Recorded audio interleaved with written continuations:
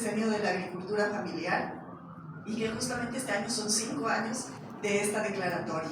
Entonces, es sumamente importante poder trabajar y especializarnos desde la comunicación en temas ambientales y que tienen que ver sobre todo con cómo cuidamos del ambiente, pero seguimos produciendo y seguimos viviendo en estos espacios tan megadiversos y cómo construimos un proceso a futuro desde estos espacios. En ese sentido, Acción Ecológica para nosotros es un aliado estratégico en todo el trabajo que vamos a ir realizando y de cómo nos vamos fortaleciendo en todos los espacios de conciencia ciudadana, de un trabajo en red y de una experiencia positiva alrededor de todo lo que significa el medio ambiente.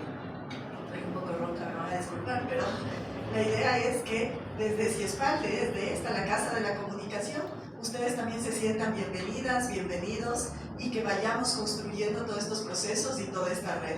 Acción Ecológica tiene un trabajo sumamente amplio que mostrar hoy y CIESPAL ha querido abrir las puertas para que compartamos un rico desayuno y también vayamos construyendo alianzas y tejidos entre todas y todos. Muchísimas gracias por venir y ahí sí te doy la palabra. Gracias.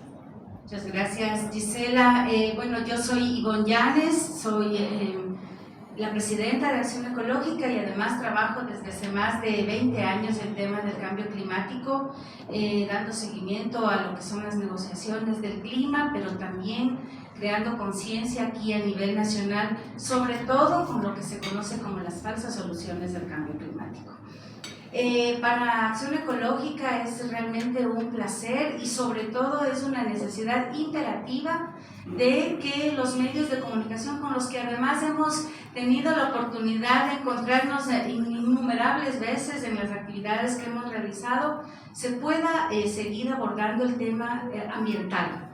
Este es el primer taller que vamos a tener sobre el cambio climático y estábamos justamente pensando en planificar que no vaya a ser el último de este año y lo vamos a hacer junto con CIESPAL y también junto con el área de sustentabilidad de la Universidad Andina Simón Bolívar, que también siempre ha sido una aliada en este camino.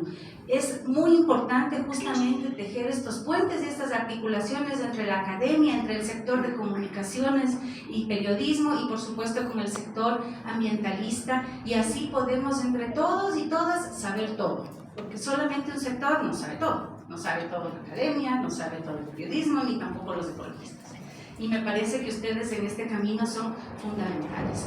Y muchísimas gracias por haber acudido a este llamado. Sé que la agenda de los medios es súper intensa y muchas veces uno prioriza lo urgente y deja a veces de lado lo importante.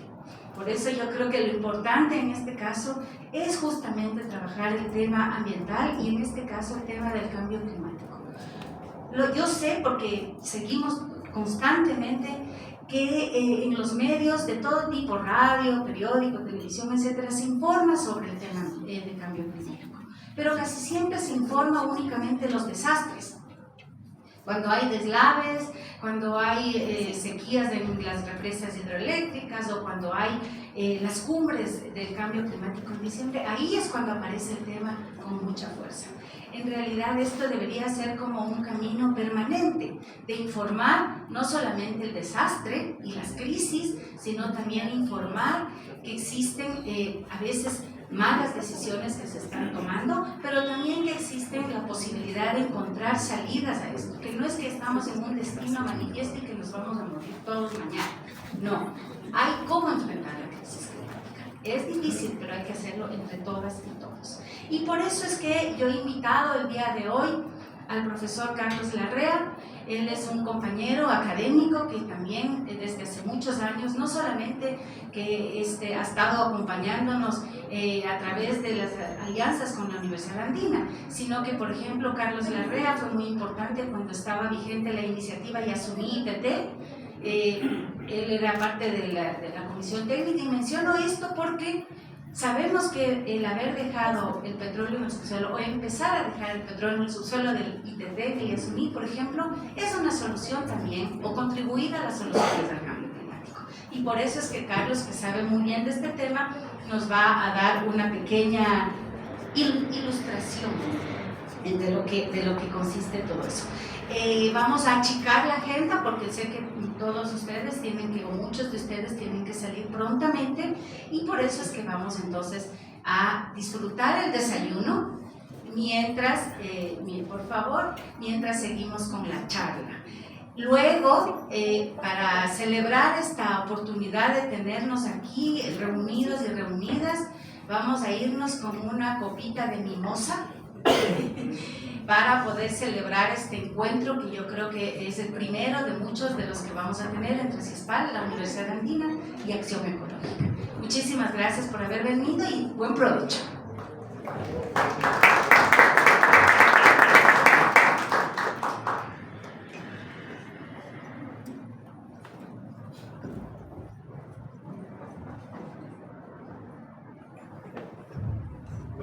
Muchas gracias por venir a este evento.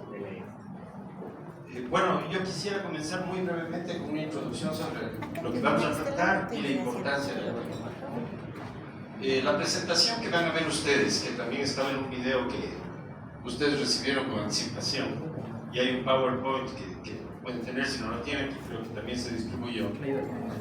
Pretende dar una visión global, sintética, rápida del problema del cambio climático.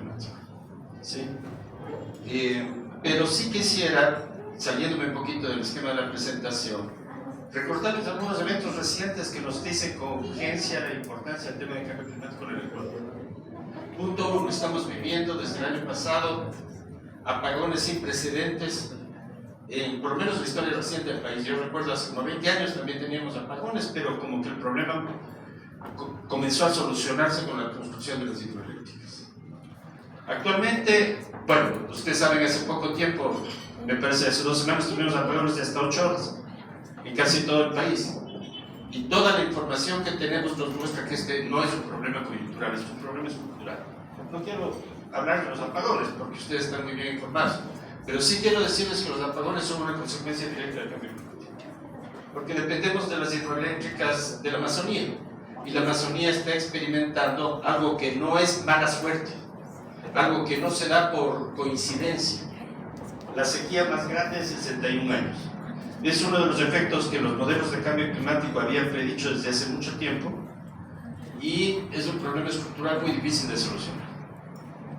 Tuvimos la suerte de que este año no tengamos un fenómeno del Niño muy intenso en la costa, pero ustedes recordarán los desastres que se producen con el fenómeno del Niño, y los modelos del cambio climático no nos dicen cuándo, pero nos dicen que el fenómeno del Niño va a ser más frecuente y más profundo.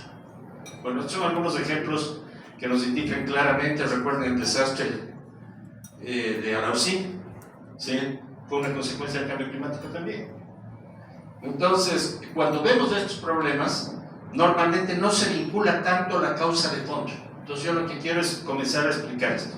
Bueno, el cambio climático ha sido considerado como el problema más importante que enfrenta la humanidad en el presente siglo.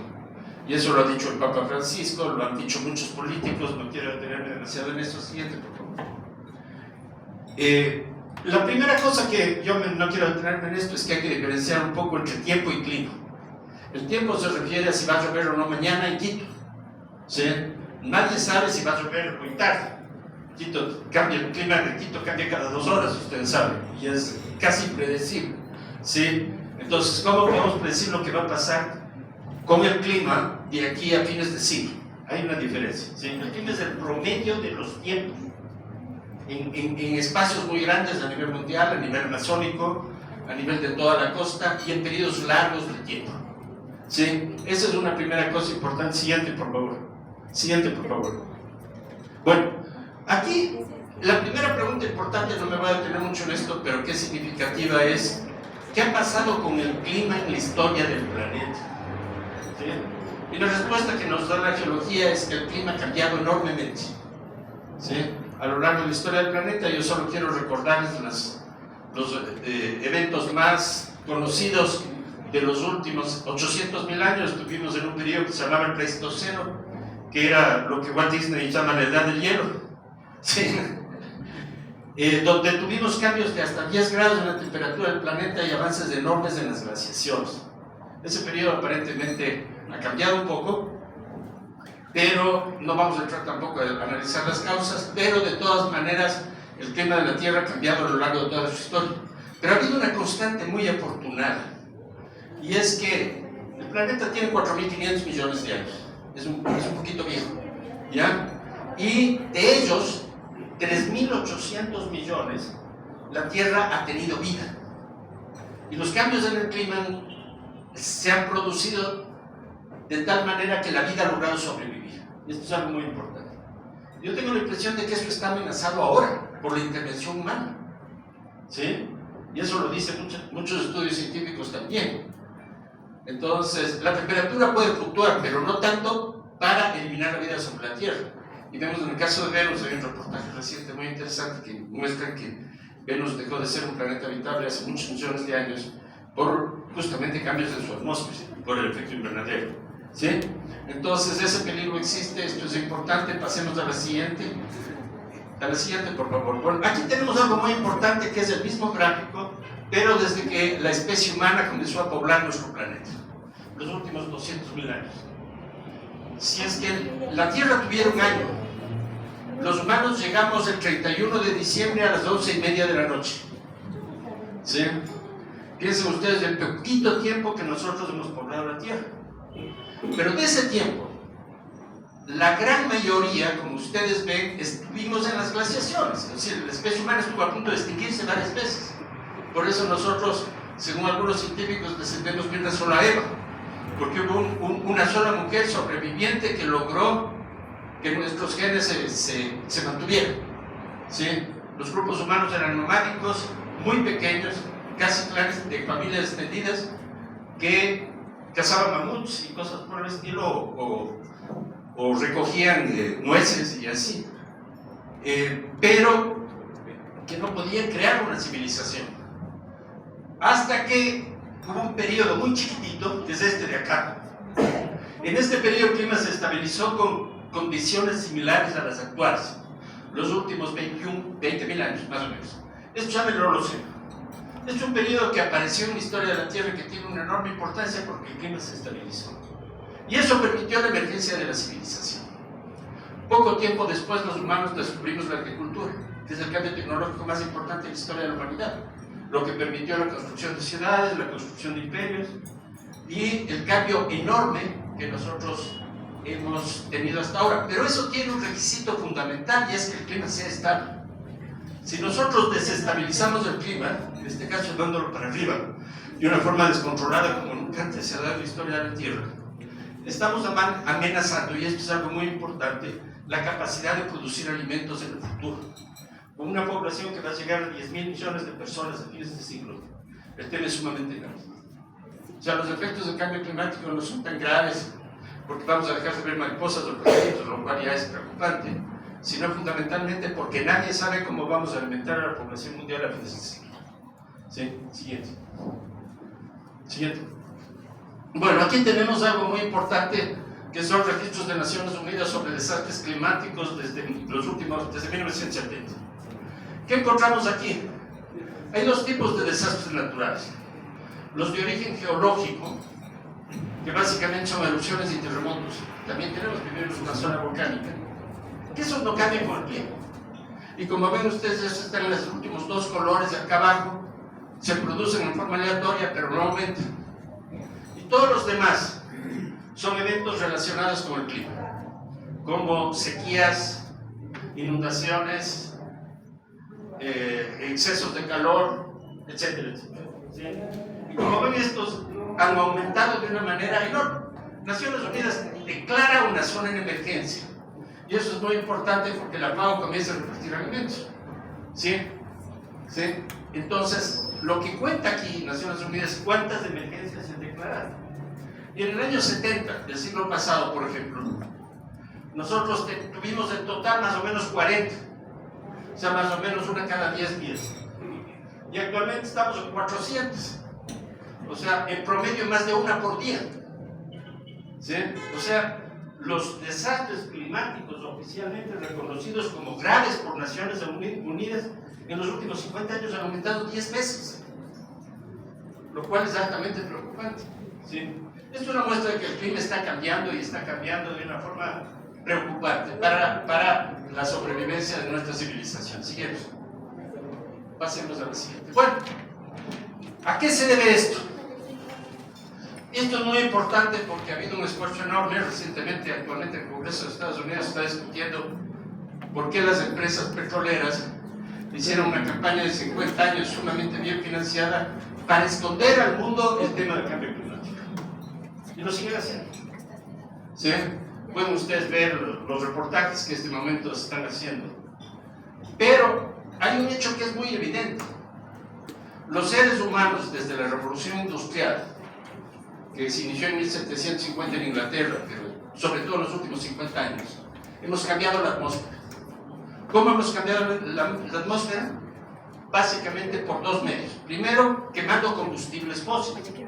Esta palabra suena un poco extraña, pero los combustibles fósiles son petróleo, en primer lugar, en segundo lugar, carbón mineral, y en tercer lugar, gas natural. Esto genera, al quemarse, estos combustibles generan dióxido de carbono, CO2. ¿Sí? Este gas tiene una propiedad que es que no le deja salir al calor que la Tierra recibe del Sol y calienta el planeta. Este no es el único, hay otro muy importante responsable también, que es el metano, que aparece básicamente como consecuencia de la ganadería de carne, y también fugas, por ejemplo, en los mecheros, en la Amazonía, y en general en las instalaciones petroleras. ¿Sí? ¿Cómo ha aumentado esto? Miren, aquí tenemos el primer gráfico, el CO2, esto está en los últimos 1000 años, se ha mantenido estable hasta que llegó la Revolución Industrial, teníamos 280 partes por millón, esta es la clave de la estabilidad del clima. Y ahora estamos por encima de los 415 partes por millón, casi se ha duplicado. Lo mismo ocurre con el metano y con otros gases que no voy a entrar a explicar por brevedad del tiempo, pasemos. Entonces, ¿qué es lo que pasa? La principal fuente de calor que recibe la Tierra es el Sol, la radiación solar, al menos en la superficie. ¿Sí?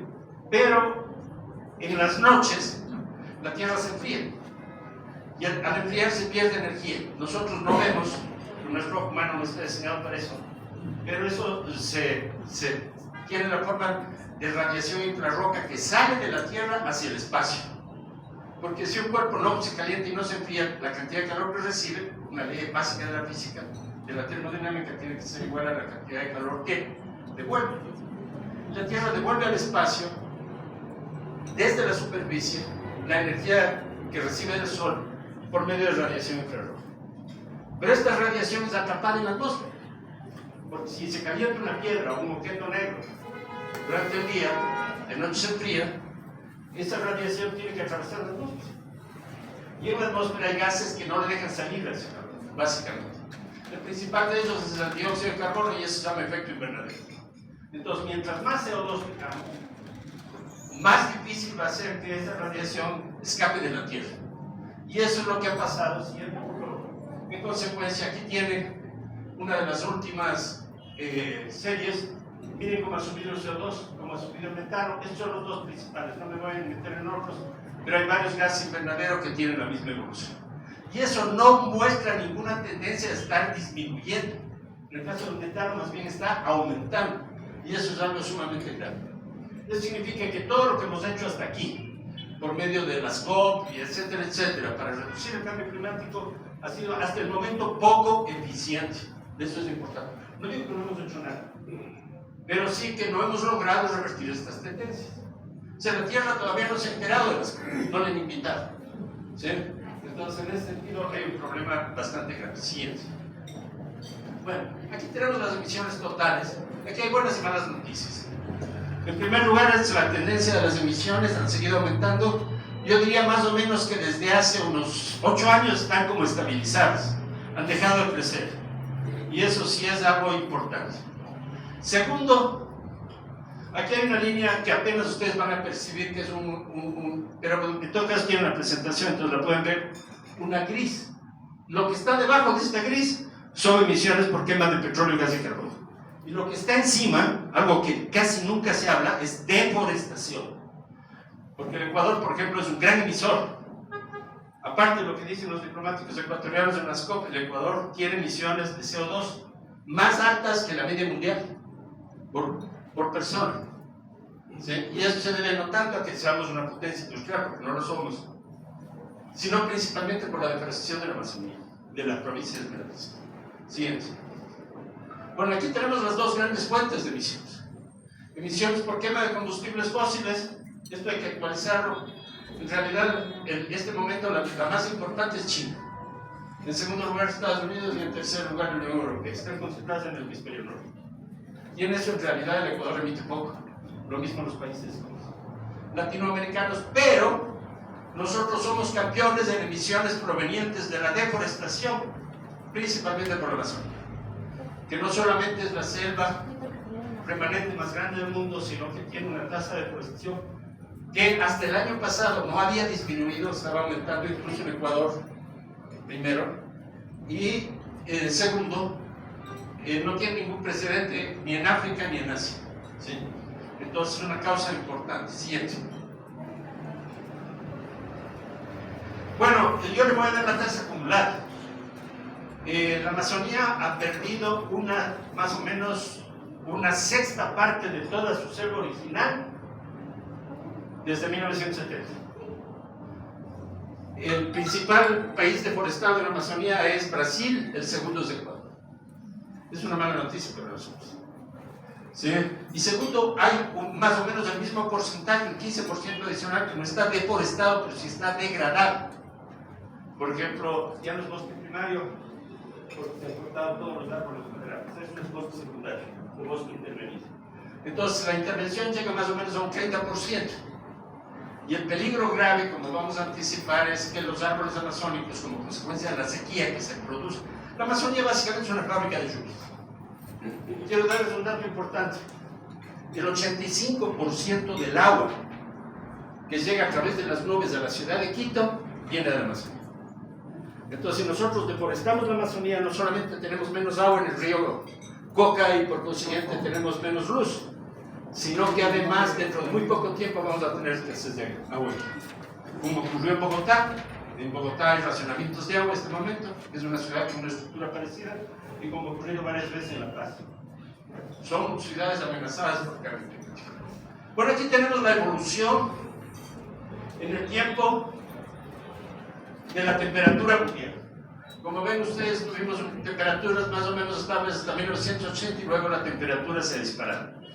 Ustedes verán registros del clima el año pasado, que fue el más caliente registrado en toda la historia de la Tierra. ¿Sí? Y este año, el 2024, en Bogotá, parece ser muy parecido al 2020 casi. O sea, estamos con el clima prácticamente fuera de control. ¿Sí? Y eso afecta principalmente, en este caso, a países como Europa, o regiones como Europa y el África, donde la situación es sumamente grave. Siguiente. Bueno, aquí yo quiero explicarles algo muy importante para nosotros, y es que la mejor manera de devolverle a la atmósfera su composición original será a través de los árboles. En general, los vegetales tienen la propiedad de la fotosíntesis. La fotosíntesis es un proceso químico mediante el cual el CO2 que está en la atmósfera, combinado con el agua y con el efecto de la luz solar, se convierte en glucosa y devuelve a la atmósfera oxígeno. O sea, los principales agentes naturales que retornan la estabilidad de la atmósfera al planeta son los árboles. Y si nosotros deforestamos, estamos matando los pulmones. Estamos destruyendo la capacidad regenerativa natural del planeta. Por eso es tan importante reducir la deforestación. Y como les digo, en ese sentido, en el caso ecuatoriano, hay mucha confusión en las estadísticas, pero estamos muy mal. Siguiente. Bien. Aquí regresemos a la de fotoparcia. Hay una noticia. Aquí yo quiero mostrarles un poquito los efectos del cambio climático en el Ecuador, muy brevemente. Esto se basa en modelos predictivos, son modelos matemáticos realizados principalmente por Naciones Unidas. ¿Sí? En primer lugar, uno de los efectos que ya podemos observar, pero que no siempre es tan evidente, es que los glaciares andinos van a desaparecer a mediados del siglo. Es decir, nosotros estamos felices y tenemos muchos turistas que vienen muy contentos, incluso los nacionales. Yo voy a cada rato al Parque Nacional Cotopaxi a ver el volcán, es hermoso. Pero si yo regreso, no voy a regresar porque no tengo la edad suficiente, Pero si yo regresara imaginariamente en el 2050, le veríamos como el Ruco Pichincha. Si no, hay una roca al lado del Cotopaxi que se llama Llanaurco, que quiere decir Cerro Negro, en quichua. Bueno, el Cotopaxi va a ser igualito en Llanaurco de aquí a 20 años. O sea, van a desaparecer por completo los glaciares andinos en el Cotopaxi, en el Antizana, en el Cayambe y en el Chimborazo. ¿Sí? Esto es una pena desde el punto de vista estético, pero el problema es mucho más que estético. ¿Para qué sirven los glaciares? Evidentemente, la combinación de glaciares y páramos es la fuente de agua de las ciudades andinas. No solo eso, sino de la agricultura de toda la sierra. Y los ríos de la costa se nutren de los ríos de la sierra. Entonces, desde ese punto de vista, lo que está detrás es una amenaza muy grave para la capacidad de la sierra para producir alimentos. Los modelos predicen una sequía prolongada en la sierra en las próximas décadas, lo cual tiene consecuencias bastante graves. No voy a entrar en los detalles, pero este no es un tema solo de los glaciares, sino del deterioro de los páramos. Yo diría, sin lugar a equivocarme, que la única ciudad andina ecuatoriana que cuida sus páramos es Cuenca. ¿Sí? En el caso ecuatoriano, yo creo que el municipio ha hecho grandes esfuerzos, por ejemplo, a través del FONAC, pero no son suficientes. Nosotros vemos, ustedes habrán reportado los incendios en los páramos. Claro, o sea, sí se está haciendo, pero para mi modo de ver no lo suficiente. ¿Sí? Entonces aquí hay un problema serio. Siguiente. Bueno, aquí tenemos los incendios forestales. Esta es una copia de una noticia de la BBC en el 2019 que alcanzaron su máximo, no solamente en Brasil, que era lo que más se publicitó, sino en Bolivia. Bolivia tiene un desastre mucho más grande que Brasil, en una parte de la Amazonía que se llama la Chiquitanía. ¿Sí? Bueno, siguiente. Bueno, ¿qué pasa con la Amazonía? Y este es el tema principal. El problema, como les decía, es que la tasa de deforestación es muy grande. Si pasamos cierto límite, los modelos nos indican que los árboles amazónicos, un árbol amazónico necesita agua, y necesita agua en grandes cantidades. Ustedes pueden ir al Lago Agrio o al Yasuní y van a ver que llueve casi todos los días. Una sequía no es que no llueve, sino que llueve menos. Y por eso tenemos el problema de la Sierra Negra. ¿Sí? Pero si durante 3 años consecutivos las lluvias se reducen sustancialmente, los árboles se mueren. No porque les corten, sino simplemente se mueren de sed. Y eso produce un proceso que se llama sabanización, que ha ocurrido varias veces en la historia arqueológica de la Tierra, y desaparece la selva. ¿Qué va a pasar con el clima de América del Sur si desaparece la selva? Nosotros tenemos la región más fértil de América del Sur, la pampa húmeda del norte. De nuevo, casi todas las nubes que llegan a la pampa húmeda vienen de la Amazonia. Entonces vamos a desertificar la región. Ese es un problema sumamente grave y obviamente la Sierra Ecuatoriana va a ser un elemento importante en esto. Siguiente. Bueno, en la costa, aquí tenemos el índice que hace la NOAA, que es la Agencia Oceanográfica de los Estados Unidos, del fenómeno del Niño a nivel mundial. ¿Sí? La predicción que la mantenemos es que los niños se van a hacer más frecuentes y más severos. Porque el niño responde al calentamiento del Pacífico. El Pacífico ya se ha calentado 1 grado, entonces cuando llega a 2 grados se produce el fenómeno del Niño. Y eso fluctúa de un año para otro, entonces el riesgo de tener niños graves es bastante grande. ¿Sí? Siguiente. Bueno, entonces aquí viene una pregunta a nivel mundial: ¿cuáles son los efectos del cambio climático? Yo diría, como les decía, además de lo que ya se conoce y se dice mucho, que es que vamos a tener sequías, inundaciones y desastres naturales como huracanes, ciclones, etc. El problema fundamental, para mi modo de ver, es el abastecimiento de alimentos en el futuro, y el segundo problema que no aparece en las noticias tan frecuentemente es la pérdida de la biodiversidad. Por ejemplo, lo que está pasando con las abejas. ¿Sí? La población de abejas en el mundo no está en peligro de extinción, pero ha bajado dramáticamente como consecuencia del cambio climático y como consecuencia también del uso generalizado de pesticidas. El resultado de eso es que hay menos polinización. Y al haber menos polinización, todas las especies que dependen de los insectos para sobrevivir se vuelven amenazadas, y eso produce una crisis de biodiversidad. Entonces, son como las dos consecuencias más importantes Y esto puede conducir a lo que podrían llamar un colapso del modelo civilizatorio en muy poco tiempo. ¿Saben la crisis enorme que se produjo en Europa con la guerra de Siria? ¿Qué pasó? 1 millón de personas migraron a Europa. Bueno, ¿cuál es el continente con mayor crecimiento poblacional del mundo? Es el África. Y el África está seriamente amenazada por la expansión del Sahara hacia el sur. Entonces los africanos, cuando no tienen lluvias, en el límite del desierto migran a Europa. Por eso va a crear una crisis planetaria sumamente grave, porque ese fenómeno solamente se está intensificando. Bien, siguiente. Entonces, bueno, la pregunta es ¿qué hacer?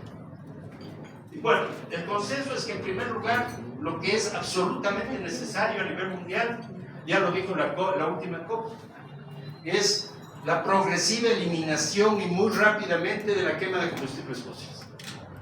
Eso es algo absolutamente esencial a nivel planetario. Si no lo hacemos, y no lo estamos haciendo, ahorita, como les digo, ya no están creciendo, están estabilizados, pero no bajan. ¿Sí? Recién la Agencia Internacional de Energía nos dice que van a comenzar a bajar en el 2027, pero puede ser demasiado tarde. ¿Sí? Entonces, primera medida, reducir la dependencia de combustibles fósiles. Tenemos la tecnología porque el crecimiento de las energías renovables, principalmente eólica y solar, es muy grande en el mundo. En Europa ya se han convertido en la principal fuente de electricidad. En el Ecuador tenemos el 1%. O sea, es bastante vergonzoso, pero en realidad es eso. Apenas el 1% de nuestra energía proviene eléctrica, proviene de fuentes no convencionales renovables, solar y eólica, pese a que somos el planeta que más energía recibe del sol. Por eso nos llamamos al Ecuador, porque los rayos del sol caen perpendicularmente. ¿Sí? Entonces, segundo, algo que es muy importante con el desarrollo de energías alternativas y mantener la deforestación. Hay otras medidas, principalmente eliminar el sobreconsumo, porque los países ricos, y en particular la población más rica del mundo, genera la gran mayoría de la contaminación. ¿Sí? Pero aquí están como las medidas más importantes. Siguiente, ya estoy a punto de terminar. ¿Sí? Sí.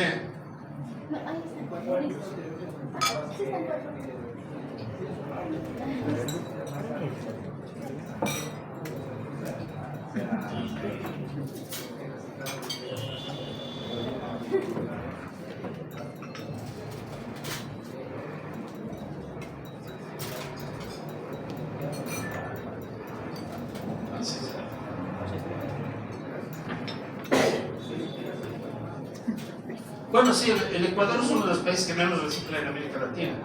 Me parece que el porcentaje de reciclaje en el Ecuador es más o menos del 11%. Y podríamos subir hasta el 70%. Y lo que usted dice es cierto, muchas empresas tienen una cosa que, bueno, no les va a explicar mucho de eso. Se llama greenwashing. Greenwashing, ¿qué quiere decir? Presentarse como súper ecologistas cuando en realidad hacen lo. ¿Sí? El tema del plástico es súper importante, pero no es un agente directo contra el cambio climático. ¿Sí? Él produce otro tipo de contaminación que es muy grave y debemos reducirlo. Pero en realidad debemos cambiar el modelo. No solamente en temas de cambio climático, sino en general, y eso es bastante difícil. ¿Sí? Ahora, de los avances recientes en mitigación, ha habido avances significativos. Hay un compromiso para que, por ejemplo, toda la Unión Europea, que son 27 países, lleguen a una especie de neutralidad de carbono hacia el 2050, etc. Esos avances son significativos y están detallados en la presentación. Pero lo que yo sí quiero decirles, y eso no está en la presentación, es que todo eso es insuficiente.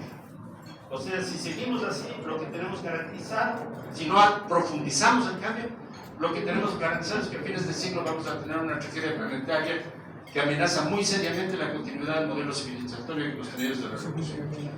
Ese es el mensaje. Y no tenemos mucho tiempo, tenemos una especie de ventana de oportunidad que puede durar unos 10 años. Si no cambiamos ahora, el problema puede ser sumamente grave en el futuro. Bueno, ese es el mensaje y yo creo que con esto podríamos tal vez abrir la discusión si tienen preguntas.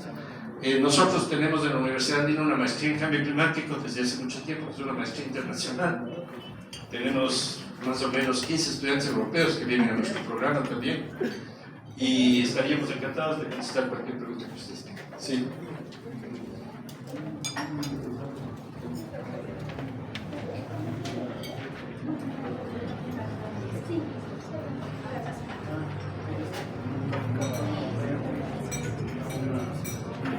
selva hermosísima con árboles gigantescos y ahora me voy al Coca y me dicen, mire cómo hemos progresado, porque la ciudad ha crecido. Le digo, ¿y la selva dónde está? Ya no existe.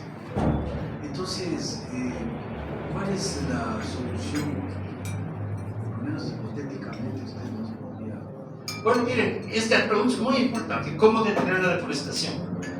Y la respuesta es haciendo lo que hicieron los brasileños.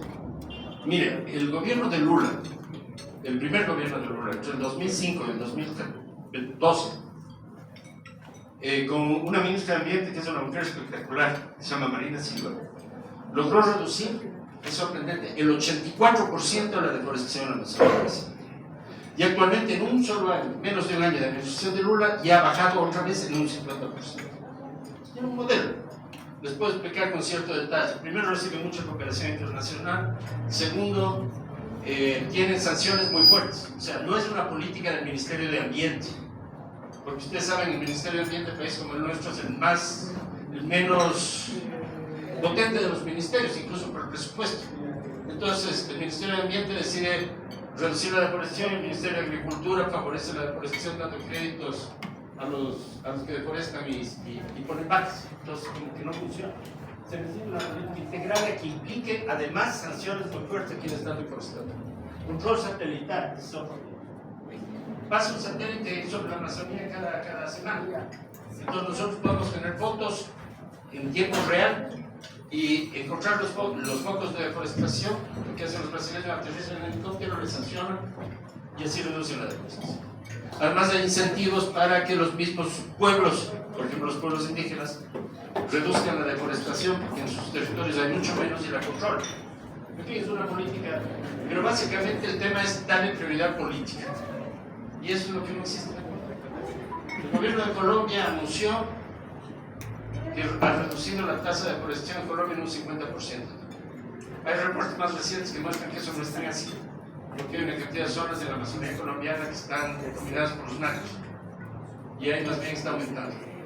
Sí, entonces no se conoce con los datos más recientes, todavía están un poco oscuros, pero sí ha habido una reducción y eso es algo importante. Entonces, no es que no sepamos cómo hacer.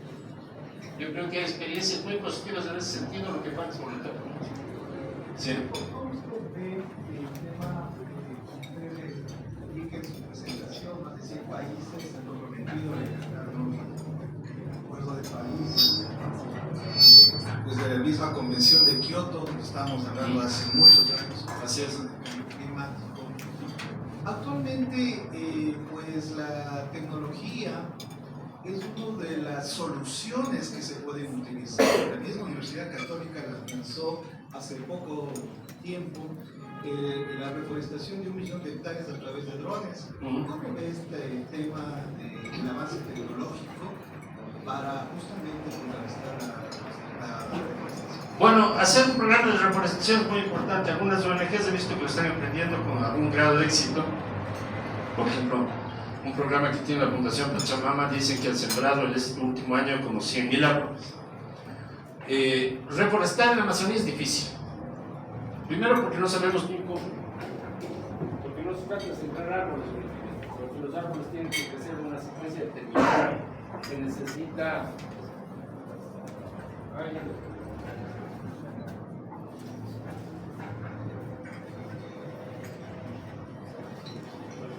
necesita saber cómo hacerlo. Hay cómo. Hay un campesino en el Puyo que se llama Tello, que ha logrado en 20 años convertir un terreno totalmente degradado en un bosque muy martelloso. Pueden visitarlo, se llama el Jardín de las Orquídeas. Es el modelo que yo conozco, que no hicieron los científicos, hicieron los campesinos. Conocen mucho más que los científicos cómo enfrentar el terreno, las propiedades de la tierra en su propia región. Ese modelo podría replicarse, pero lo que nos dicen las estadísticas es que realmente efectos de una reforestación programada en la Amazonía son insignificantes. O sea, algo estamos haciendo básicamente ONGs, pero no lo suficiente. Entonces, lanzar un programa masivo de reforestación recogiendo las experiencias positivas que tenemos, y les cito el caso de Martello, pueden ustedes visitarles algo, pueden hacer un reportaje, es algo espectacular. Hicimos una presentación en la Alianza Francesa hace unos años con Garnier. Vamos a sacar un libro con la experiencia de Martello. ¿Sí? Entonces, eso es positivo, se puede hacer, pero se está haciendo muy poco. Yo creo que en general las políticas forestales del gobierno ecuatoriano, para mi modo de ver, son muy deficientes. O sea, hay un programa que es un programa estrella, que es Sociobosque, a mí me parece que hace poquísimo. Sí, hacen poquísimo, no hacen bien. No vamos a entrar en detalle porque eso no es el tema, pero algo más tenemos que hacer, ese es el libro. Sí.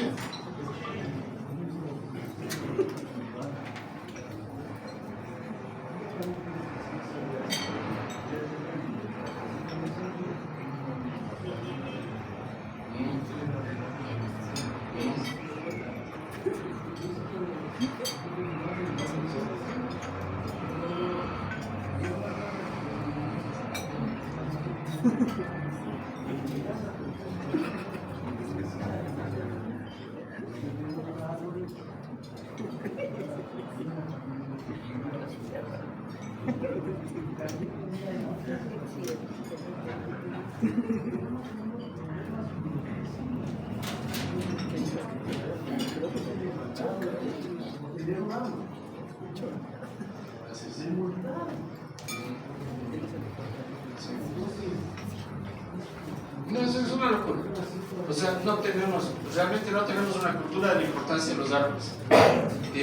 Guayaquil ha perdido, hay un estudio reciente que mostraba que ha perdido como el 20% de todos sus árboles en los últimos años. Esta tendencia a reemplazar el jardín por el cemento, obviamente es negativa desde el punto de vista climático. Y en el caso de Quito, sí quiero decirles que la calidad del aire es deplorable. Y eso tiene que ver sobre todo con una falta de política de transporte público. Tenemos el diésel más sucio de América Latina. Y es una consecuencia de las refinerías Esmeraldas, que tienen una tecnología que en los años 70 ya era obsoleta. ¿Sí? Y el resultado de eso es que el 99% del transporte público es con diésel. Podríamos electrificarlo, parece que el municipio todavía no lo ha descubierto, pero realmente los programas, creo que hay un bus eléctrico aquí. Bueno, lo del metro es un gran paso, porque el metro también es eléctrico y está transportando 150.000 personas, pero no funciona por muchas razones, no quiero entrar en discusión, pero ya ven por qué no funciona. Sí, se demoraron 11 años en construirlo, lo cual es una vergüenza mundial, y ahora resulta que no saben cómo mantener los carros, en fin, hay una cantidad de problemas. Muchas gracias, Carlos. Solo una cosita, una última preguntita para que sepan que vamos a repartir una bolsita con materiales en donde hay un flash y dentro de, no para todos, sino por medio de comunicación. Dentro de este flash está la presentación de Carlos y está un video de Carlos, de esta misma presentación que hizo en otro espacio, está grabada. Entonces dentro del flash está también el acceso al video de Carlos. Entonces, como tenemos todavía que hacer un poquito más de cosas en la agenda, vamos a responder una última pregunta, por favor, y luego les podemos dar las direcciones de teléfono de Carlos, no sé si, la dirección para que le puedan llamar. Carlos, con respecto a la deforestación, ¿qué pasa cuando la deforestación es legal? Cuando el Ministerio de Ambiente puede otorgar el permiso, o como se llama, el documento habilitante para que los mangles de Olón, por ejemplo, se caigan a los 5 meses del gobierno. ¿Qué pasa con eso? Hablabas sobre que se deben sancionar los temas ambientales, pero cuando el delito es legal. El problema es que el Ecuador no tiene un marco legal claro. La frontera entre lo legal y lo ilegal es absolutamente todos ustedes viajan mucho y se habrán ido muchas veces al oriente o a la costa, y muchas veces en el viaje de regreso van a ver unos camiones cargados de troncos que tienen varios metros de ancho, que provienen de la selva, sea de la selva de Quinindé o de la selva de la Amazonía. ¿Eso es legal o ilegal? Nadie lo sabe, pero el problema es que eso lo dejan pasar casi sin ningún control las autoridades, y nada más evidente que un camión de varias toneladas cargado de madera. Eso debería controlarse. Lo biológico, miren, yo no conozco el tema en lo suficiente profundidad para saber si es área protegida o no, que es lo que se está discutiendo. Lo que sí les puedo decir como experto en cambio climático es que el manglar es extremadamente importante para el Ecuador. Nosotros hemos perdido, tienen los mapas de MapBiomas, pueden anotar MapBiomas, que es una base de datos basada en fuentes satelitales que tienen todos los años desde 1985 hasta el 2023. Según ellos, el área del manglar se ha reducido más o menos en un 30%. Bajamos, les doy el dato, de 185.000 hectáreas a 140.000. Es una bajada de 45.000 hectáreas, que es bastante. Sí, en este tiempo ahora hay una pequeña recuperación, pero es muy chiquita. ¿Sí? ¿Por qué es importante el manglar? En primer lugar, por su biodiversidad. Ustedes saben, el mangle es una especie rarísima, que tiene la propiedad de que las raíces no se mueren en agua salada, sino que se introducen en el suelo. Eso crea un ambiente para la reproducción de toda la biodiversidad. Si peces grandes desoban cerca de los manglares y los peces chiquitos, los alevines, pueden crecer entre las raíces de los mangles para que no les coman los grandes. Y eso permite la reproducción de la biodiversidad del mar. Además, el manglar tiene una capacidad de absorber carbono extraordinaria, no solamente en las raíces de las que estamos hablando, sino también porque es un árbol muy grande, y finalmente en el suelo, que es un suelo lleno de materia orgánica. Por ejemplo, las conchas, las recolectoras de conchas siempre viven ahí, y la concha almacena carbono, porque es carbonato de calcio. ¿Sí? Entonces, y la tercera cosa que es muy importante es que el manglar es una única defensa que nosotros tenemos frente al fenómeno del niño. Porque el mar entra sin ningún límite y destroza todo lo que viene. El último fenómeno del niño, el nivel del mar, en el año 98 subió 54 centímetros. Luego vuelve a bajar, sí, pero de todas maneras se producen inundaciones masivas. Pero si el mar se encuentra con un manglar, entonces se detiene. ¿Sí? Entonces lo que debería hacer el Ecuador es reforestar con manglar todo lo que pueda, y lo que estamos haciendo es perdiendo manglar por las camaroneras, principalmente. Entonces, bueno, en este caso un proyecto turístico, pero no importa por qué le reemplacemos. El problema es que, más allá del marco legal, si es área protegida o no, no deberíamos destruir una sola hectárea de manglar, porque esa es la única forma de proteger a la costa. Tenemos problemas que sabemos, no sabemos cuándo, pero sabemos que están. Bueno.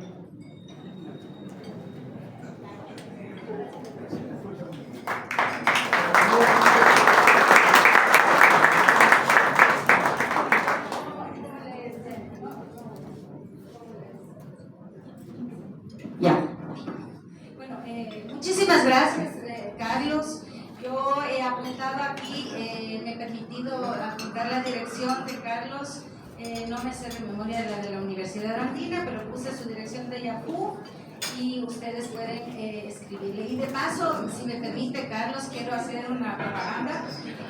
Todos y todas quienes deseen aprender más desde un punto de vista más profesionalizante en la Universidad Andina, efectivamente hay la maestría de cambio climático, que sería fantástico que las personas que tienen una profesión vinculada a la comunicación, al periodismo, etcétera, y les interesa este tema, pudiesen eventualmente, si les gusta, y creo que el acceso a becas, si es que postulan, para la maestría de cambio climático, que sería muy bueno. Carlos se va a quedar aquí todavía, pero para seguir avanzando, y yo sé que yo quiero terminar antes de las 10 de la mañana como estaba previsto, porque sé que todos tienen que salir. Primero quería también agradecer nuevamente a CIESPAL por esta oportunidad, a Gisela, que tan amablemente digamos, acogió también en nuestro llamado, y también a los y las compañeras trabajadoras del servicio de catering, que creo que han hecho un excelente trabajo. Nunca he visto servir un desayuno en el silencio más impresionante que hoy, porque siempre es el claro, aquí fue una cosa fabulosa. Muchísimas gracias a quienes están trabajando aquí detrás de nosotras y nosotros. Yo voy a hacer una presentación cortísima que se va a centrar justamente en complementar lo que dijo Carlos. A mí me gusta hacer presentaciones sin palabras, únicamente con imágenes. La siguiente, por favor. Tenga que ser un poquito. Aquí, por si acaso, también está mi dirección de correo electrónico.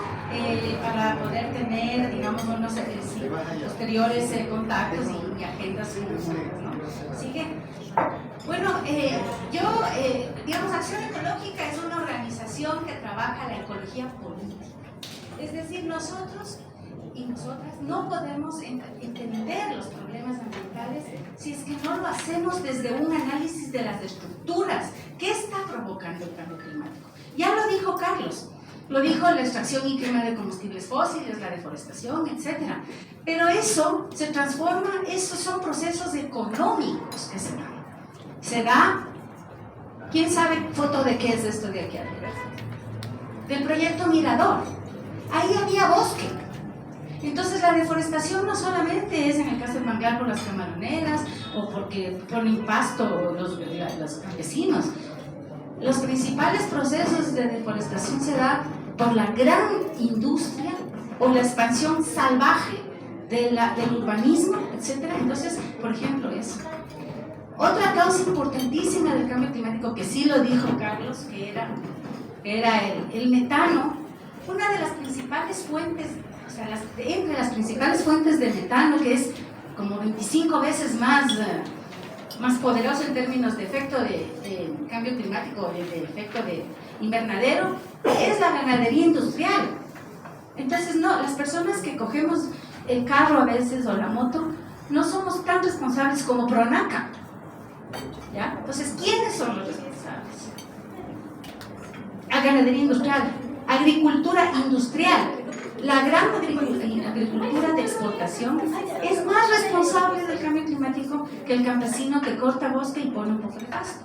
Entonces, ¿quiénes son? Y por supuesto, las grandes represas hidroeléctricas, que a veces cuando están mal mantenidas, como ha pasado aquí, no solo que ya no funcionan las turbinas, sino que se genera mucho metano, porque se acumula vegetación encima y eso genera una digamos, emisión de gases con efecto invernadero, porque dicen que es energía limpia para combatir el cambio climático. Pero hay cifras que dicen que algunas represas hidroeléctricas generan más gases con efecto invernadero que lo que supuestamente se ahorra por utilizar energía supuestamente limpia en vez de combustibles fósiles.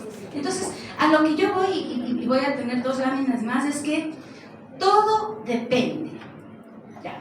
Si es que yo pongo, por ejemplo, paneles solares, un panel solar en esta casa, un panel solar en un hospital, en las escuelas, etc., es una cosa. Y además el para qué quiero yo esa energía y cuánta energía es la que yo quiero. Pero si es que yo hago esto, es que me quiero saltar a una que es brutal. Si es que yo hago esto, que son paneles solares, esta foto fue tomada en una toma aérea en una isla, una de las miles de islas que tiene Vietnam. Esto era un bosque. Entonces, cuando dicen que la energía solar es energía renovable y limpia, siempre hay que decir, depende. Esto no es ni ecológico, ni limpio y obviamente ni renovable. Entonces, lo mismo pasa con los aerogeneradores. Ustedes como periodistas, comunicadores, saben que prácticamente en el Ecuador ha desaparecido el árbol de balsa. Primero talaron toda la balsa natural, ahora están haciendo plantaciones de balsa. ¿Para qué? No, la anterior. Para esto. Toda nuestra balsa se fue a China, porque China ahora utiliza la balsa para hacer las aspas, el alma de las aspas de los aerogeneradores. Y después nos devuelven nuestra balsa en forma de aerogenerador. ¿Ya? Entonces, cuando dicen que la energía eólica es una energía limpia y sustentable y ecológica, la pregunta es siempre, depende. Esto no es ni limpio, ni ecológico, ni sustentable, ni nada. Esta foto es tomada en una zona de México que además la hicieron encima de unos territorios indígenas que prácticamente han sido desplazados en el istmo de Tehuantepec. ¿Y para qué utilizan esa energía? Para las grandes empresas, a veces mineras, para las grandes empresas agroindustriales o la gran industria, o para exportar, ¿no? Entonces, tenemos que tener mucho cuidado con el manejo del tema de la energía renovable. Justo conversábamos hace un ratito que el segundo taller que yo estoy pensando hacer en el segundo semestre de este año es justamente sobre el tema de la transición energética, porque yo creo que es un tema muy, muy importante en donde hay mucho rum y uno repite y repite las cosas, digamos a veces porque suena muy bien o porque efectivamente es una necesidad imperiosa de una transición energética, pero siempre tenemos que responder a las preguntas: transición energética, ¿para qué? ¿Con quién? ¿Entre quiénes? ¿Hacia dónde? ¿Cuánta energía? ¿Qué energía? Una serie de preguntas que son fundamentales para esto. Sí, solamente yo lo que quería también es terminar con estas dos láminas de acá. Uno, ahora últimamente, digamos, cuando uno era militante de izquierda en los años 70, 80, ¿no? Toda la culpa de los gringos, ¿no? Y ahora toda la culpa de los problemas ambientales les están echando a los chinos. Digamos, es como si los chinos, que todos los chinos quieren tener teléfono celular. Yo me acuerdo que eso era hace 10 años el eslogan. Es que todos los chinos quieren eso. Ahora, desde el punto de vista total de emisiones, porque aquí el Carlos fue muy preciso cuando dijo que el Ecuador era altamente responsable de emisiones por deforestación per cápita. La palabra per cápita es importantísima. La China total emite casi la tercera parte de todas las emisiones del mundo. Sí, porque obviamente tiene unos procesos industriales impresionantes, ¿no? O sea, efectivamente todos los chinos tienen ahora un celular, digamos, pero y obviamente después viene siempre Estados Unidos, India, que ya le superó a China en términos de población, 7%, en fin. Entonces, esta es una visión de las emisiones. China es responsable de la tercera. La siguiente. No, la anterior. Pero si vemos per cápita, los chinos sí aparecen, pero aparecen aquí. ¿Quiénes son los responsables? Per cápita. Por ejemplo, Canadá, Arabia, creo que este de acá es un país de Arabia Saudita, mismo Emiratos Árabes Unidos. Canadá. Y miren Estados Unidos. O sea, un ciudadano de Estados Unidos genera, me parece que es más que un ciudadano promedio de la India, 20 veces. 10 veces más que un ciudadano ecuatoriano. Entonces, ahí discrepo un poquito con el Carlos, porque parecería que nosotros somos altamente responsables de un problema que no lo causamos históricamente nosotros, sino Europa, Japón, Australia, etc. Y ahora también China. Y ahí hay el principio de la Convención Marco de Naciones Unidas sobre el Cambio Climático, el principio de las responsabilidades comunes, pero diferenciadas. Toda la humanidad es responsable de tomar medidas para enfrentar el cambio climático. Pero los responsables tienen la obligación de tomar más medidas para enfrentar el cambio climático. Nosotros también, por supuesto, y estamos haciendo lo nuestro, dejando el petróleo en el subsuelo, no permitiendo que se amplíe más la minería, tomando algunas medidas absolutamente insuficientes, ¿no? Porque obviamente estamos cada vez peor. ¿Qué más? Quería terminar con esta imagen de aquí, que es un poco como lo que Carlos también abordó de una manera muy importante. En el año 92 ustedes han oído hablar de Río, de la cumbre del Río, etcétera, ¿no es cierto? Ahí aparece, digamos, se firman una serie de acuerdos entre los que está la Convención Marco de Naciones Unidas sobre Cambio Climático. Antes hubo otras cumbres sobre medio ambiente, pero me voy a referir a la cumbre de Río en el 92. Rápidamente entra en las negociaciones de clima, así como en el año 95 y en Berlín, y en el año 97 aparece dentro de la Convención Marco de Naciones Unidas lo que se conoce como las compensaciones de carbono, en inglés offsets. Aquí le dicen bonos de carbono, esta es una palabra como si fashion, pero es eso.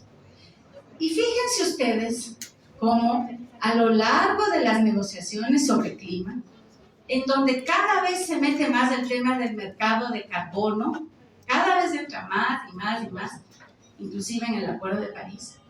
Y fíjense ustedes cómo la temperatura del planeta y las emisiones de CO2 aumentan de esa manera. Entonces, yo ahí, porque lo lindo del tema del cambio climático y del debate es que hay veces que estamos de acuerdo en muchas cosas y en otras no. Y así se construye el debate y conocimiento. Con el Carlos un montón de veces nos hemos peleado, bueno, obviamente igual nos queremos un montón, pero para nosotros uno de los graves problemas del aumento del efecto invernadero, de las crisis climáticas, de la temperatura, de las emisiones de CO2, etc., en primer lugar es entender como que el problema del cambio climático solo fuese un problema de emisiones. Y vimos al principio que es un problema político y estructural del consumo, de la sobreproducción, del consumo exacerbado en el norte, de todo eso. Y también de problemas que se hacen en países del sur, como la deforestación en Brasil, en la época de Bolsonaro fue impresionante, ¿no? Pero también, digamos, aquí los problemas. La segunda cosa es que la solución al problema del cambio climático no está en manos de Naciones Unidas. Es más, aquí vemos clarito que se siguen reuniendo, discuten más mercado de carbono y cada vez estamos peor. Obviamente la lógica es decir, seguramente es porque el mercado de carbono no soluciona el problema del clima. Es evidente. Y la tercera cosa es que la solución está a nivel de territorios, a nivel de naciones. También hay que obligar a las Naciones Unidas que tome las cartas en el asunto, pero no así, sino de otro.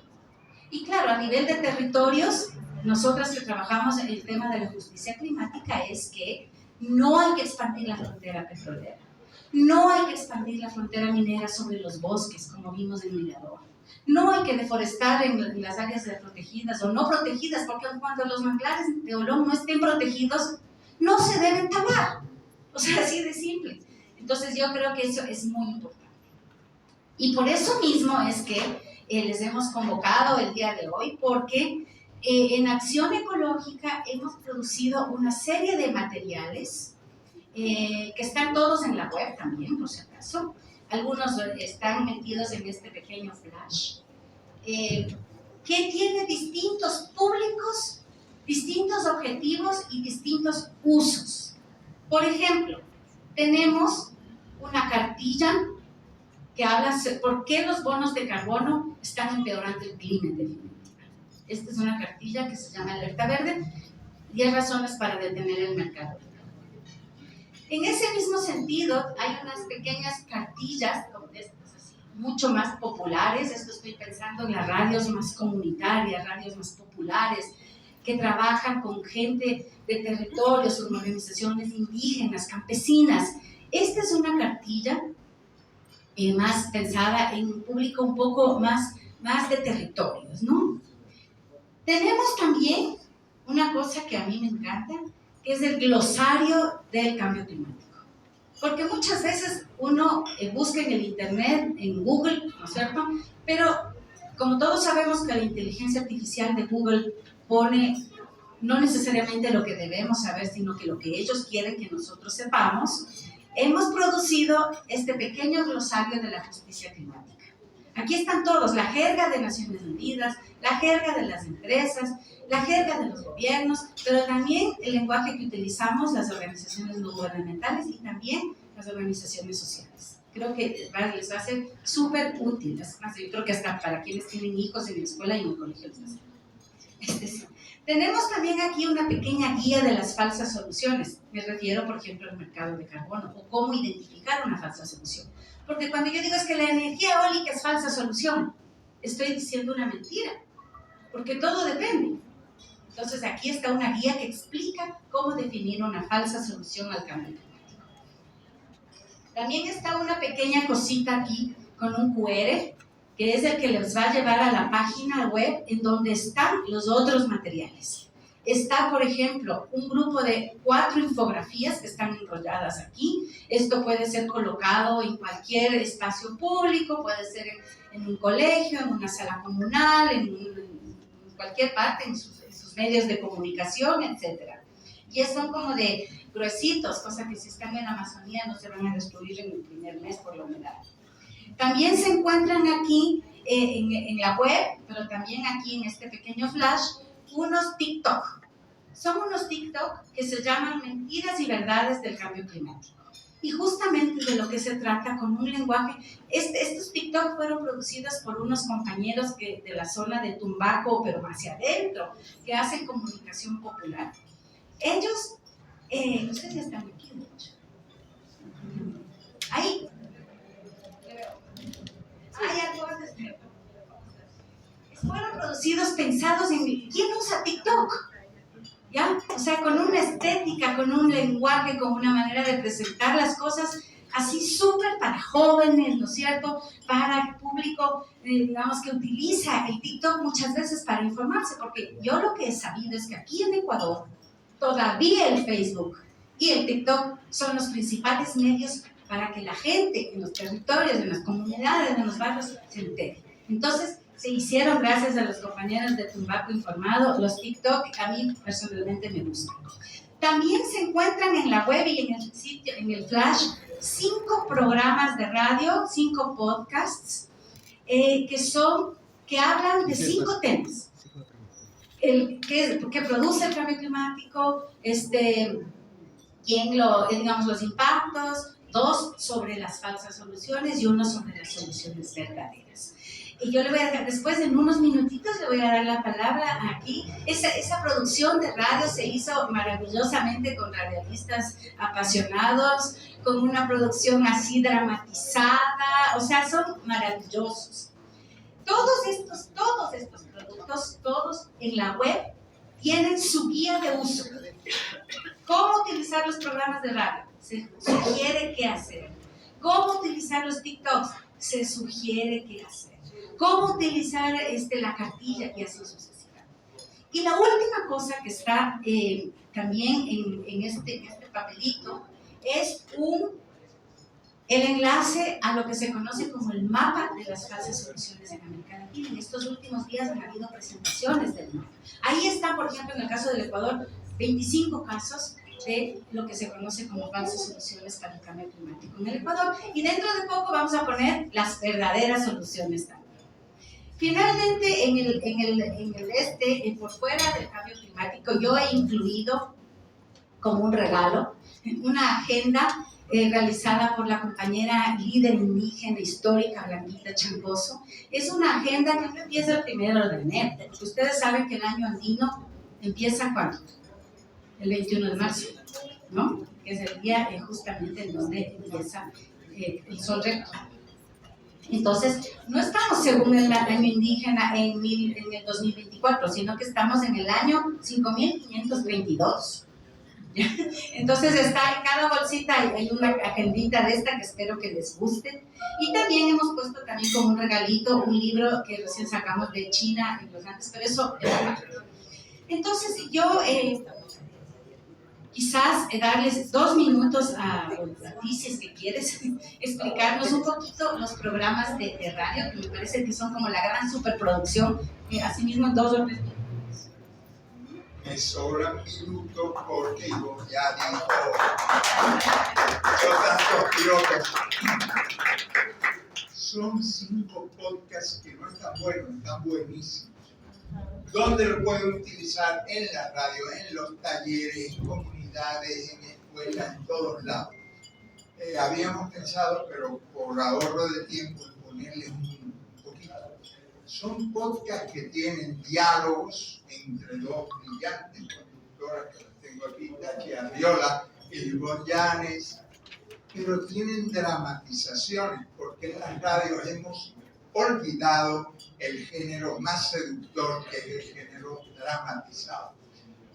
Les invito a escuchar. ¿Dónde lo tienen, Ivonne? En los flash y en los web, a través de tu web, ¿no? Ya Ivonne echó los piropos, me los ahorro yo. Muchas gracias, José Ignacio.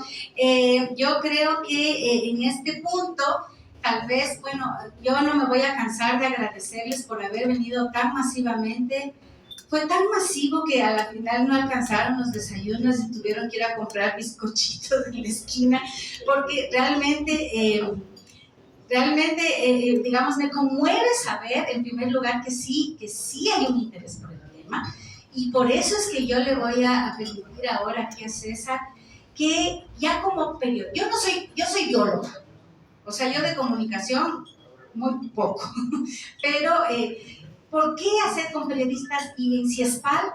Porque es un tema que va más allá del tema del cambio climático, y va más allá porque yo creo que es una necesidad imperiosa de que haya justamente un trabajo más articulado, y por eso le voy a dar el micrófono a César. Muy buenos días con todos y con todas. Realmente es muy lindo ver la casa llena de periodistas y comunicadores aquí en CIESPAL. Y es que estamos construyendo alianzas. Creo que la alianza es un punto clave en los procesos de la posibilidad de ver y fortalecer procesos que apoyen al medio ambiente, que apoyen a los cambios. Y obviamente hay problemáticas como las que nos han presentado, pero no es la única. El medio ambiente en general es un tema de interés y que lo están demostrando el día de hoy. Ustedes están interesados en este proceso. El mundo está interesado, los niños están interesados, los jóvenes están interesados. Entonces, esta alianza que hemos hecho con Acción Ecológica y con otras instituciones que se van a ir sumando, lo que buscamos es que esta temática no sea un tema solo por eventos. Como el día de hoy hay un desayuno, entonces obviamente hay información, los periodistas se enriquecen, pueden hacer una nota, hay material que nos apoya, pero este es el punto de arranque, es lo que estamos planteando. ¿Cómo hacer un proceso continuo? ¿Cómo hacer un proceso continuo en este encuentro entre los comunicadores y periodistas y las instituciones, universidades, comunidades que están haciendo temas alrededor del medio ambiente? Eso es un poco lo que queremos compartir el día de hoy con ustedes, esa posibilidad de construir un encuentro permanente que nos permita estar conectados todo el tiempo. Que sea un aporte para ustedes de información, de capacitación, de encuentros, de desayunos, etcétera, pero en forma permanente, pero también para nosotros, ¿no es cierto?, que sea un espacio de poder compartir las experiencias, compartir la información, compartir los datos, la legislación, etcétera. Entonces, parte de esto, y para no hacerle más complicado, porque dije que iba a ser un proceso, pero como vino tanta gente, me pasé a Quinta, iba a ser un proceso abierto de diálogo. Si alguien quiere comentar algo, también bienvenido. Pero yo quería que, a través de esta encuestita pequeña, que nos ponemos algunas preguntas. ¿Qué temas les interesa trabajar sobre el medio ambiente? Desde el punto de vista de ustedes como periodistas. ¿Qué fuentes les interesa tener a mano? ¿No es cierto? ¿Qué formas o qué tipo de información requieren? ¿Qué formatos? ¿Qué narrativas? ¿Qué quisieran? ¿Qué tipo de encuentros quisieran tener? ¿Qué tipo de relaciones que podamos ir construyendo para que nos ayuden también a orientar esta propuesta de trabajo colectiva que queremos ir construyendo con las organizaciones de medio ambiente, con las universidades y obviamente articulado con los periodistas? Y si CIESPAL quiere jugar en ese asocio un rol, no sé cómo llamarle, como un tipo de agencia de conectividad, de qué requieres de vernos todos los días, de que todas las semanas podamos compartir algo, no solo de información, sino también de encuentros. También yo quisiera preguntarles, en parte ahí hay unas preguntas, si tienen más ideas, podemos hacer visitas press-trip que hicimos una vez a un tema muy bonito de la chacra amazónica, por ejemplo. Fuimos un grupo de periodistas a visitar la chacra amazónica. Entonces, esos encuentros con las realidades, con los entornos, en suma de todos.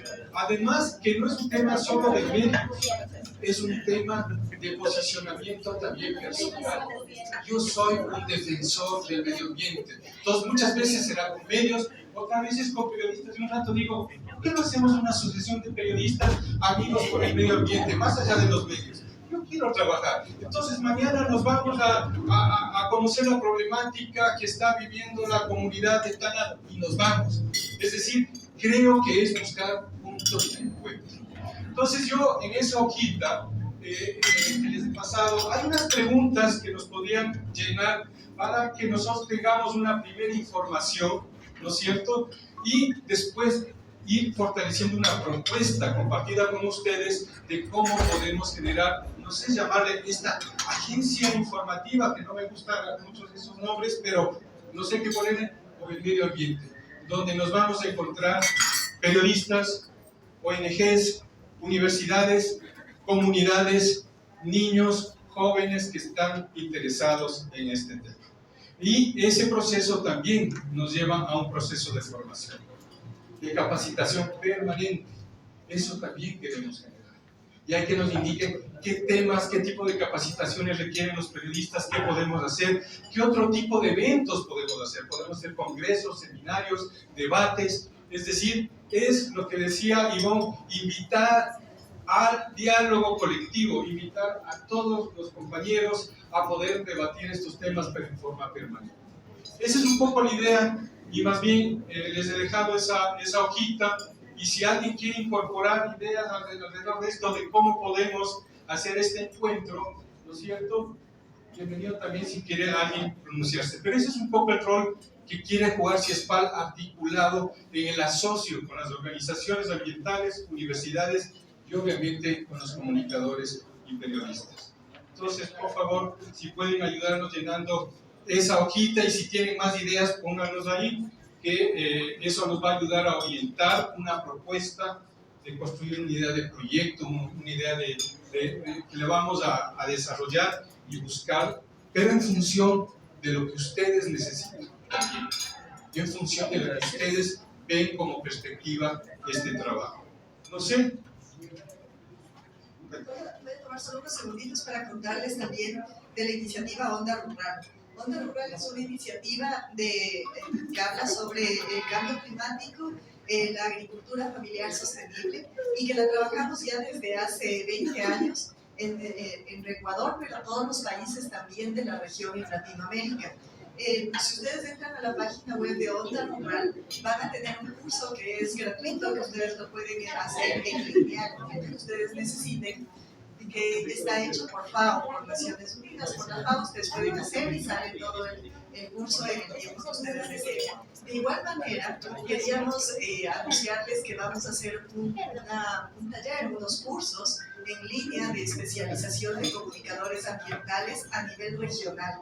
Entonces, ahí los aliados estratégicos son ALER, la Asociación Latinoamericana de Educación y Comunicación Popular. También está, por ejemplo, AMARC, la Asociación Mundial de Radios Comunitarias, está la FAO, está la UAC, están varias organizaciones y redes de comunicadores a nivel internacional. Y les queremos decir que como ahora ya tenemos la base de datos de ustedes, vamos a invitarles para hacer este taller, estos cursos, y que también vamos a hacerlos presencial. Sabemos que la vida de los periodistas y de los comunicadores es súper complicada, acelerada con todo lo que hay que hacer, pero creo que podemos también dedicarnos un tiempito para hacer esta especialización, que sobre todo nos va a indicar qué tipo de coberturas tener, cómo hacer una información sobre temas ambientales, cambio climático, qué términos utilizar y cómo tener también una cartilla en nuestros medios para abordar ciertos temas y ciertas entrevistas, porque como Ivonne nos decía, siempre depende de todo, ¿no? De cómo se va construyendo estos procesos. Así es que invitarles a esto, darles esta noticia de que estaremos haciendo estos cursos de especialización, y nos parecerá importante que ustedes vengan aquí, así que siempre bienvenidos y bienvenidas a la Casa de la Comunicación CIESPAL. Entonces damos un tiempito, muchas gracias Gise, para que llenen, por favor. Muy buenos días, distinguida doctora Gisela Dávila, directora de CIESPAL, distinguida doctora Ivonne Llanes, presidenta de Acción Ecológica. Veo aquí distinguidas personalidades también en el ámbito del ambiente, en el ámbito de la comunicación. Para nosotros como Programa Nacional de Paz es un privilegio estar aquí esta mañana compartiendo con ustedes experiencias tan importantes, tan significativas, y fundamentalmente porque realmente es motivante que señoras, señoritas y señores representantes del medio de comunicación colectiva se hayan dado presencia acá para, con esa atención, con esa preocupación y con esa acogida, compartir esas experiencias. Quería manifestarles que nosotros estamos muy contentos de estar aquí y a su vez también manifestarles que consideramos fundamental el tema educativo. El tema educativo a nivel de las escuelas, de los colegios, las universidades. Tiene que ver con la cultura ambiental, una cultura educativa. Y ese esfuerzo es, consideramos también, una responsabilidad de los medios de comunicación colectiva. Porque estos medios de comunicación llegan a todas las áreas, a todos los ámbitos. Y como decía de una manera muy magistral la doctora Ivonne Llanes, las diferentes tecnologías de información y comunicación facilitan mucho que llegue esta información. Nosotros estamos preparando un evento con la presencia de jóvenes universitarios de todo el país que van a estar aquí en las próximas semanas. Y queremos desde ya agradecer a la doctora Gisela Dávila que nos ha acogido con mucha atención, con todo ese apoyo para que este evento, que va a ser una cumbre muy importante, esté integrada e interactuada con autoridades de gobierno, empresarios, la academia, la sociedad civil, la prensa y por supuesto de 200 a 300 jóvenes que vienen de todas las 24 provincias del país. Y este tema ambiental es fundamental. Y queremos en primer lugar felicitar y agradecer a CISPAL, a Acción Ecológica, por estos esfuerzos importantes y esperamos también comprometerles para que estén en nuestro evento porque nuestros jóvenes necesitan urgentemente conocer estas iniciativas que ustedes las están haciendo magistralmente. Muchísimas gracias. Muchas gracias. Mientras siguen llenando las hojitas, ¿alguien más quiere hacer un comentario, reflexión de este encuentro entre medios, organizaciones, comunidades de forma permanente? Porque un momento cuando hacíamos el evento decíamos, este es un evento para entregar unos productos. Visitamos los productos, pero es el punto de arranque para hacer más. Deberíamos, porque a veces los eventos es te entrego y nos vemos algún día. Porque tenemos un problema en este paso. La relación entre los medios y las organizaciones y las comunidades es cuando te necesito. Es decir, yo te necesito, te busco a la organización, dame datos. O cuando la organización necesita posicionar un tema, te busco. ¿Cómo construir una relación permanente, un matrimonio más continuo? Gracias, César. Buenos días, compañeros y compañeras. Les saludamos de la radio de la Casa de la Cultura Ecuatoriana, somos conductores del programa Verde País de Comunicación Ambiental. Para el mes de octubre, 24 y 25, en la Casa de la Cultura, también con alianza con CISPAL, hemos estado ya conversando con Giselle, vamos a hacer el primer encuentro de medios comunitarios y cambio climático, del discurso a la acción, se llama este encuentro. Entonces, lo que tú decías, César, ¿no? Es importante el hecho de mantenerse en este tipo de encuentros, hacer alianzas entre instituciones, medios de comunicación, así que todos y todas invitados, igualmente les estaremos dando a conocer toda nuestra agenda, que será muy participativa, con igualmente compañeros de medios de comunicación, la academia, que también sí es importante, instituciones como CISPAL, que es un ícono en la comunicación de Ecuador y América Latina. Así que eso también quería mencionar. Gracias. Cambio de pilas. No sé si alguien más quiere comentar en general del evento, pero además también esta posibilidad de encuentro entre todos nosotros con las organizaciones y las comunidades. Muchas gracias. Yo tengo una propuesta. Que está bien las reuniones, las charlas, las invitaciones, todo eso está muy bonito. Pero aprovechando que tenemos aquí personalidades muy importantes, ustedes, compañeros, ¿por qué no proponemos, por ejemplo, un proyecto de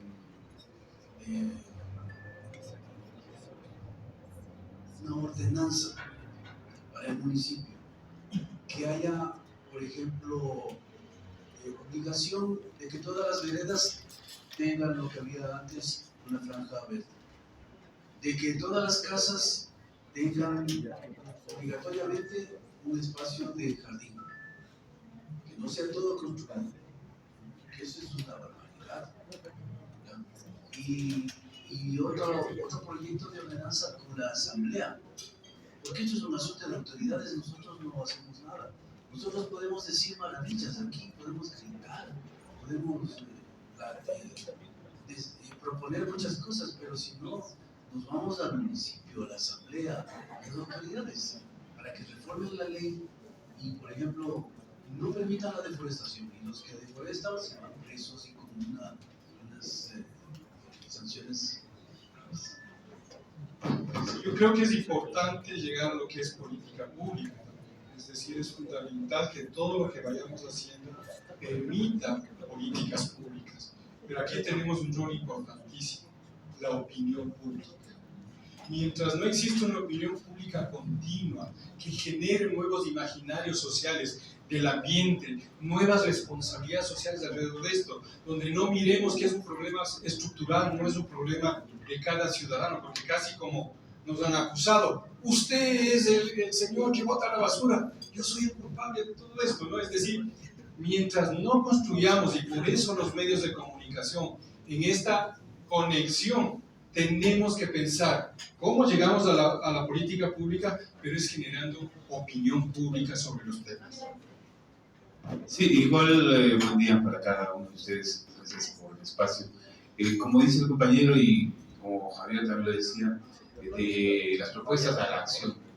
Es decir, que nosotros salga de aquí un documento que sea vinculante justamente hacia la propuesta, es decir, que con las firmas de respaldo de medios, de periodistas, de organizaciones, podamos acceder, porque si bien es cierto, existen muchas ordenanzas, en el municipio existen ordenanzas que a uno le dan un porcentaje, le exigen un porcentaje de espacio verde, en fin, pues hay ordenanzas, pero muchas cosas están escritas, nada más. Pero nosotros necesitamos es buscar que se activen esas acciones.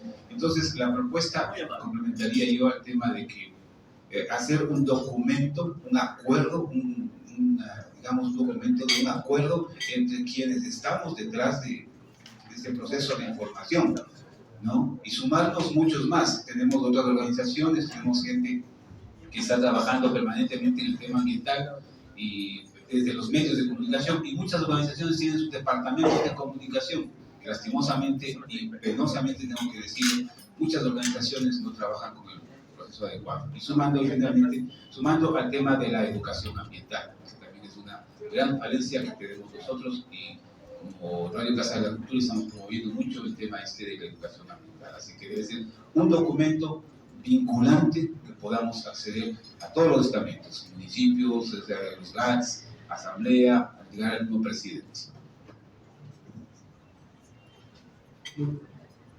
Gracias. Eso es importante. Muchas gracias. Creo que hay muchas sugerencias, un documento, pero lo que importa es que eso tenga vida, que esté articulado por gente que realmente estamos sumando. Creo que ese sentido de vínculo y de relación es fundamental. Podemos terminar un documento para política pública, pero primero tenemos que actuar. Como ustedes decían, ¿cómo era la propuesta? Del discurso a la acción. Y eso es lo que queremos. Entonces, con estas informaciones y estos comentarios podemos ir sumando. Hola, buenas, yo soy Rona Sanabria de Las Pornógrafas. Las Pornógrafas hacemos comunicación comunitaria con personas trans. Y, o sea, viendo la encuesta y escuchando todo, creo que algo que funciona es que obviamente nos informamos por redes sociales últimamente y los collabs funcionan muy bien. Entonces creo que para lo que tú dices, César, de generar opinión pública, que creo que es parte de en lo que trabajamos, sería muy chévere como hacer redes un poco y crear contenido colaborativo, que es algo que funcionó en la campaña de Yasumí. Los Yasumidos mismos hicieron una reunión con periodistas y crearon contenido desde distintos espacios comunitarios también.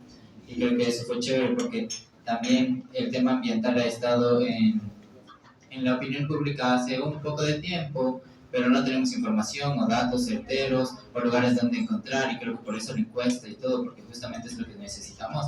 Pero creo que si abrimos el espacio, digamos, a medios o a espacios que comparten contenido y podemos hacerlo colaborativamente, incluso podemos despertar más opinión en otros públicos, y creo que eso sería también bacán.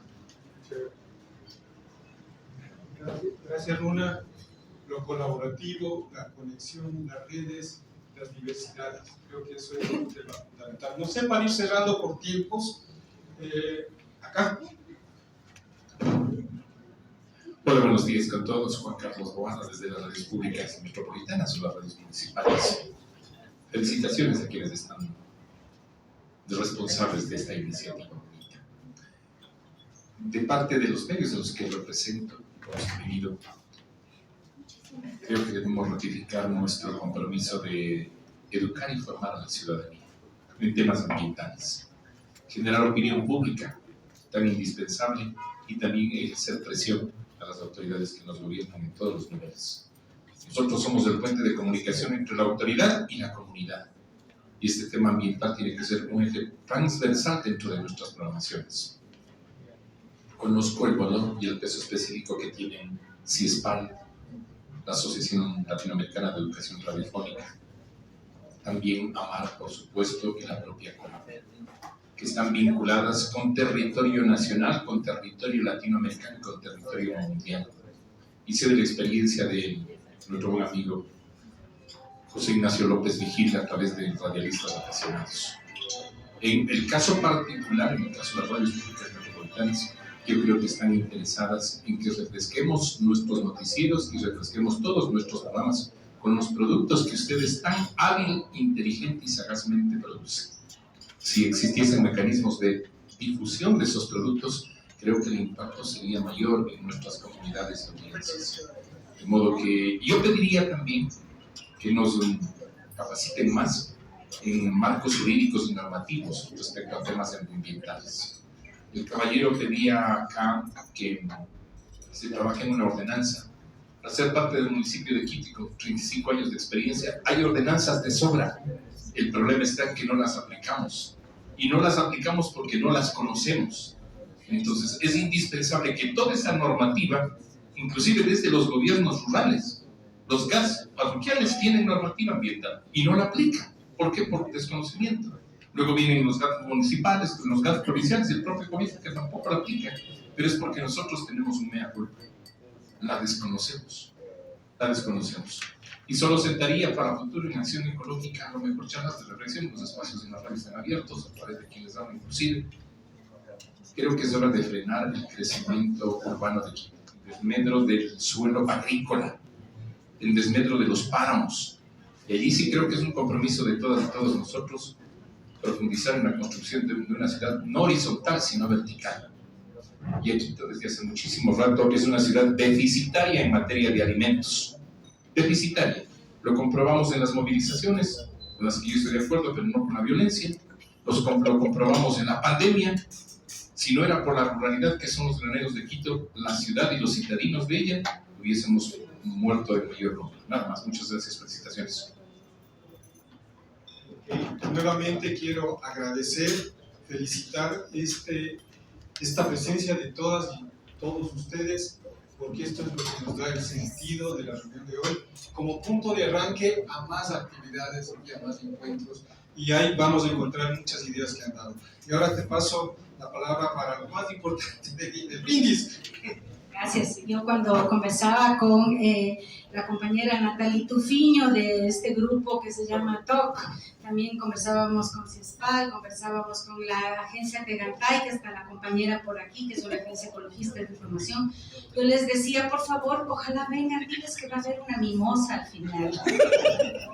Entonces, bueno, no sé si es que vinieron por la mimosa masivamente, pero ya que están aquí, efectivamente, yo lo que quisiera es hacer como un brindis, digamos un brindis, no por los problemas ambientales, sino un brindis por la posibilidad de que la comunicación ambiental, la comunicación de los temas ecológicos en Ecuador, que va a estar en sus manos y en la de las organizaciones que no han podido venir ahora, porque efectivamente muchas organizaciones comunitarias tienen una persona que trabaja en comunicación, que no es medio, no se lo conoce como medio, pero que de todas maneras son quienes producen, quienes distribuyen, quienes convocan a debatir y a aprender conjuntamente. Entonces, simplemente muchísimas gracias, Gisela, César, Carlos, que está con su celular. Carlos, muchas gracias y un salud. Que se vayan felices con la mimosa. Salud. Salud. Ahora sí.